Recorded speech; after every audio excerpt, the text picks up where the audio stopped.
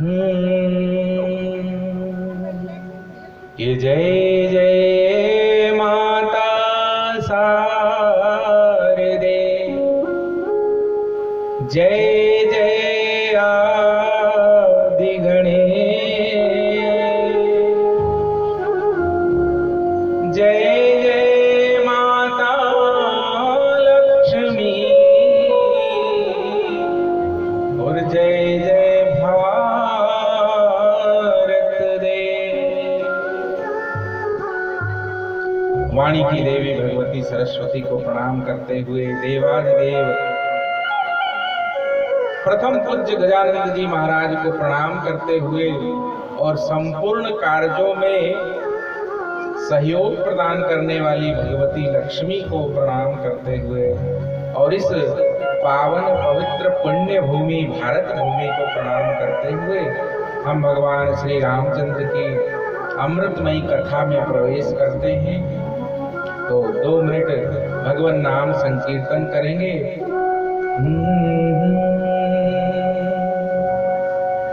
जय रघुनंदन जय सिया राम,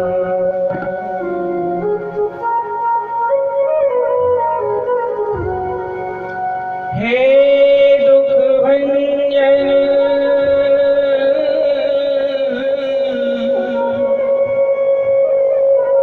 हे दुख भंजन तुम्हें प्रणाम।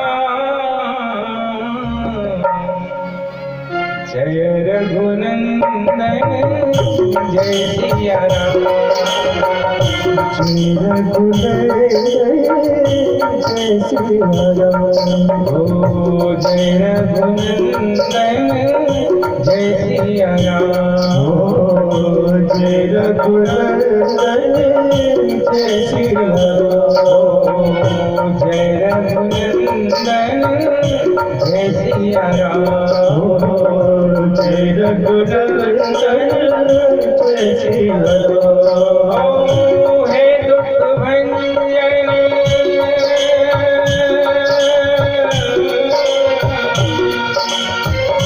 हे दुख भंजन तुम्हें प्रणाम। जय रघुनंदन जय सिया राम, जय रघुनंदन जय सिया राम। जय हो, ताली बजा के प्रेम से।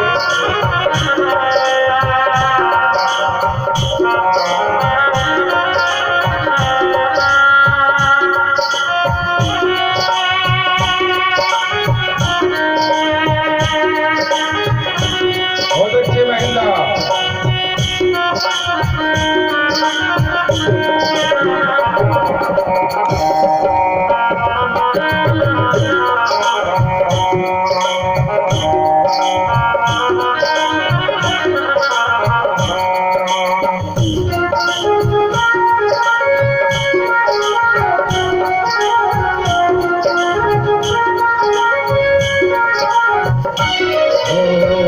जय रघुनंदन जय सिया राम, जय रघुनंदन जय सिया राम, जय रघुनंदन जय सिया राम, जय रघुनंदन जय सिया राम।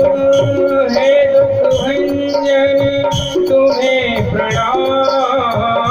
हे दुख भंजन तुम्हें प्रणाम, हे दुख भंजन तुम्हें प्रणाम। हे दुख भंजन तुम्हें प्रणाम। जय रघुनंदन जय सिया राम, जय रघुनंदन जय सिया राम।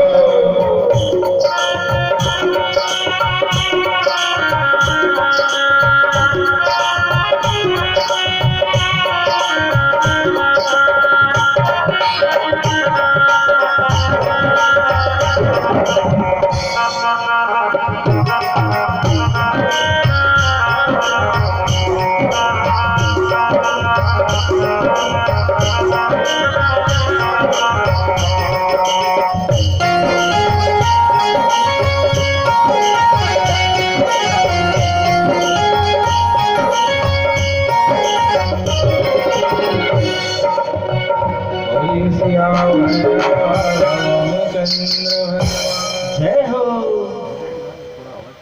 हनुमंत लाल जी महाराज की जय हो। तो कल तक हमने राम कथा के मूल विषय में श्रवण किया था कि प्रयागराज में त्रिवेणी के पवित्र तट पर माघ का मेला लगा हुआ है। माघ मकर गति रवि जब होई, तीर्थपति आवे सबको। जब मकर राशि में सूर्य आते हैं, माघ का महीना होता है, तो प्रयागराज में गंगा के पावन तट पर कुंभ का मेला लगता है। और उस कुंभ में बड़े बड़े साधु संत महात्मा आते हैं। लेकिन ये सब आते हैं और एक महात्मा ऐसे हैं जो वहीं रहते हैं। कौन है? कि भरद्वाज मुनि बसहि प्रयागा, भरद्वाज मुनि बसहि प्रयागा। श्री राम जय राम जय जय राम। ओ भरद्वाज मुनि बसहि प्रयागा। श्री राम जय राम जय जय राम। भरद्वाज मुनि बसहि प्रयागा। श्री राम जय राम जय जय राम। तेरी राम चरण के अनुरागा। श्री राम जय राम जय जय राम। भरद्वाज मुनि बसहि प्रयागा। श्री राम जय राम जय जय राम। माघ मकर गति रवि जब होई, श्री राम जय राम जय जय राम। तीर्थपति आवे सब कोई। श्री राम जय राम जय जय राम। माघ का पवित्र महीना है और तीर्थपति, ये जो प्रयागराज है, ये सभी तीर्थों के राजा हैं।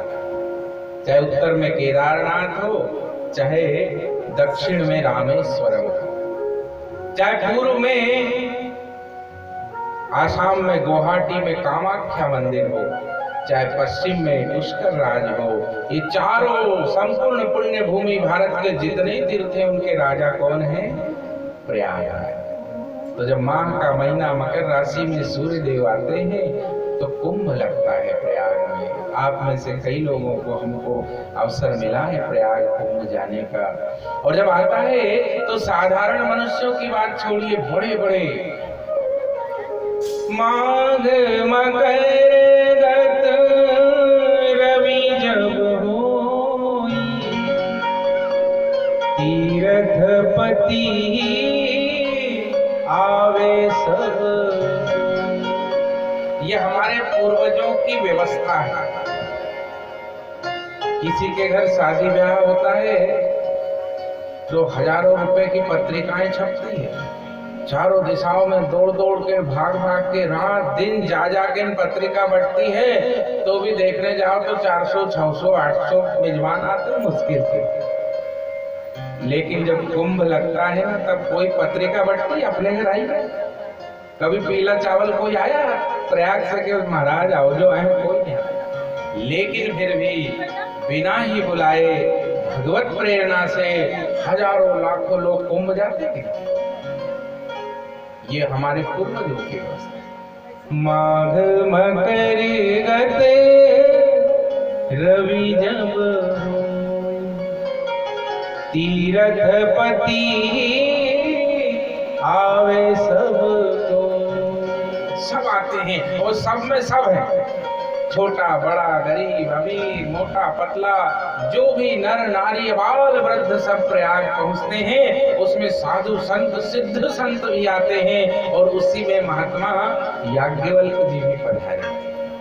भरद्वाज जी का सुंदर त्रिवेणी पर आश्रम है। भरद्वाज जी ने आतिथ्य किया, प्रभु पधारे, आपका स्वागत है।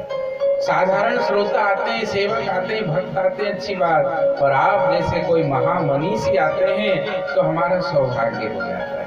भरद्वाज जी ने स्वागत किया, 1 महीने खूब आतिथ्य किया, सेवा की।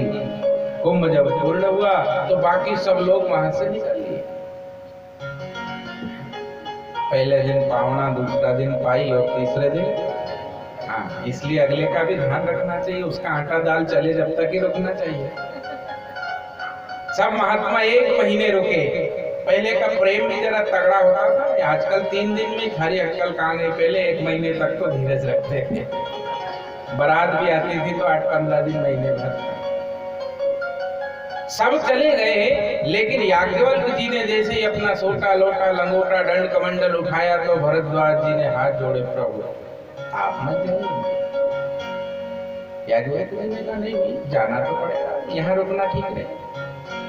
जोगी तो रमता वाला साधु है, जाएंगे। भरद्वाज जी ने कहा दरअसल मैं आपसे कुछ पूछना चाहता हूँ, कोई कारण हो तो रुक सकते हैं, अकारण क्यों रुके? तो भरद्वाज जी ने कारण रख दिया, प्रभु राम कवन प्रभु पूछे तो ही कहिए बुझाए कृपानिधि मोहि। राम कवन प्रभु पूछे तो ही कहिए बुझाए कृपानिधि मोहि। श्री राम जय राम जय जय राम, श्री राम जय राम जय जय राम। राम कवन प्रभु पूछे तो ही और कहिए बुझाए कृपा दे। कौन है राम? प्रभु मैं जानना चाहता हूँ। अब ये याज्ञवल्क्य जी की दुखती हुई नस पकड़ ली भरद्वाज, क्योंकि याज्ञवल्क्य जी के परम आराध्य परमात्मा राम और राम के विषय में भरद्वाज जी ने संशय कर दिया। कौन है राम? राम वह है जिन्हें भगवान शिव काशी में बैठकर जपते हैं? क्या राम वह है जो अयोध्यापति राजा दशरथ के पुत्र, जिनका नाम विदित संसार जानता है? या राम वह है जो जीव के रोम रोम में बसता है, तत्व रूप से, आत्मा रूप से? वह राम है? ये तीनों राम है या इनमें से कोई एक राम है, बाकी 2 नहीं? आप मुझे बताइए। याज्ञवल्क्य जी ने कहा वैसे मैं जानता हूं कि आप राम जी के चरणों में अनुराग रखते हैं और आप भली भांति जानते हैं, लेकिन केवल सत्संग की इच्छा से मुझे यहाँ रोकना चाहते हैं, इसलिए आप ऐसा प्रश्न कर रहे हैं। याज्ञवल्क्य जी को कहीं मान न हो जाए, इसलिए उन्होंने ये नहीं कहा कि मैं बताता हूँ, कह दिया देखो ऐसा ही संशय एक बार भगवती सती को भी हो गया था।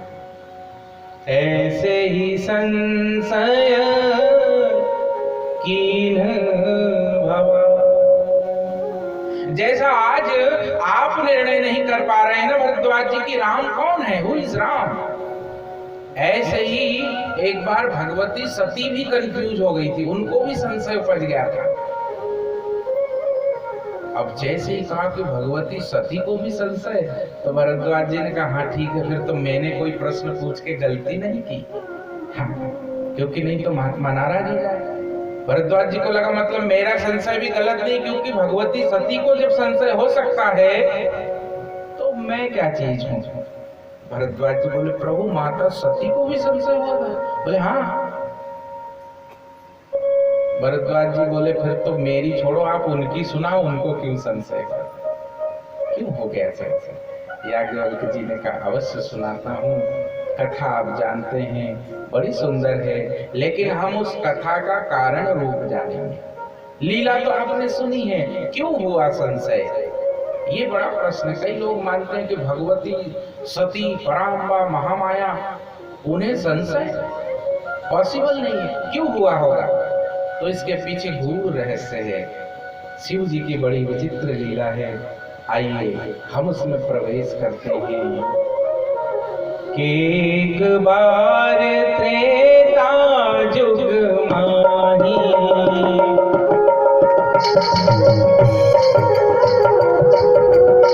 शंभु गए कुंभज सिपाही।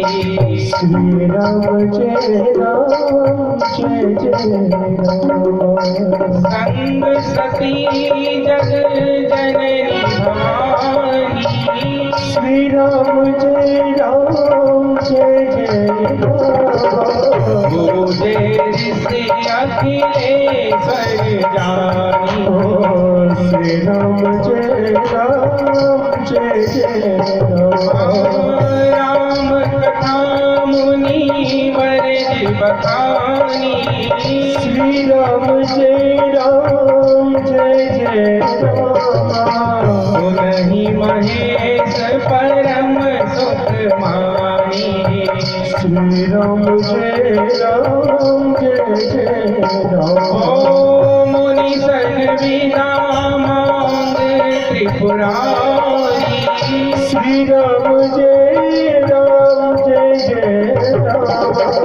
चले भवन संरक्ष तुम्हारी। श्री राम जय राम जय जय राम। याज्ञवल्क्य जी कहते हैं, भरद्वाज जी, त्रेता युग का प्रसंग है। एक बार त्रेता युग में, त्रेता युग के अंत का वर्णन है यह। शंभु गए कुंभज ऋषि पाही। भगवान शंभु सदाशिव कुंभज ऋषि के पास गए। काय के लिए गए? कथा सुनने के। देखिए कथा में जाने का कितना सुंदर वर्णन किया है। लिखा है कि कथा में जाएं तो बहुत ज्यादा अधिक अलंकार धारण करके न जाएं। तो अलंकार का दो मतलब होता है। एक अलंकार मतलब गहने भी होते हैं और एक अलंकार मतलब होता है मान। शिव जी क्या लेके गए? तो शिव जी गए केवल छोटा मान लेकर। एक बार त्रेता जुग माही और शंभु गए कुंभज ऋषि। केवल शंभु, दो अक्षर का। और साथ में माता जी क्या लेके गई? बोले संग सती जग जननी भवानी। सती, जग जननी और भवानी, यानी 5, 2, 7 और 3 10 अक्षर का नाम।